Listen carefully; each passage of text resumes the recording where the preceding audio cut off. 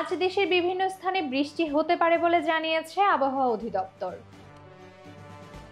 রবিবার সকাল ৯টা থেকে আগামী ২৪ ঘন্টার পূর্বাভাসে বলা হয়েছে, ময়মনসিংহ, সিলেট, চট্টগ্রাম বিভাগের কিছু কিছু জায়গায় এবং রংপুর, রাজশাহী, ঢাকা, খুলনা ও বরিশাল বিভাগের দু-এক জায়গায় অস্থায়ীভাবে দমকা হাওয়া সহ হালকা থেকে মাঝারি বৃষ্টি অথবা বজ্রসহ বৃষ্টি হতে পারে।